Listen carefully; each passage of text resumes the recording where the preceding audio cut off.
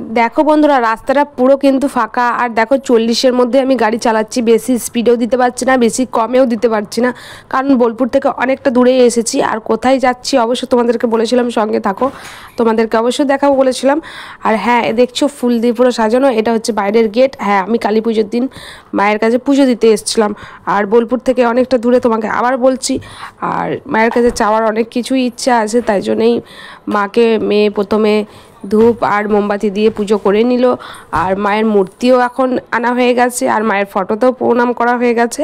আর সত্যি কথা বলে মূর্তিটা আমি ভিডিও করতে পারিনি, ছবি তুলেছি, মেয়ে তুলেছি। অবশ্যই তোমাদেরকে ছবিটা দিয়ে দেবো ওর মধ্যে।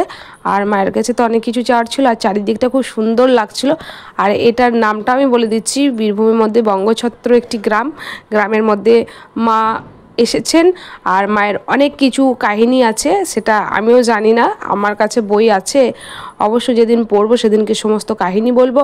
আর মা নাকি খুব জাগ্রত, তো মায়ের কাছে মাকে যা যা বলার তাই বললাম।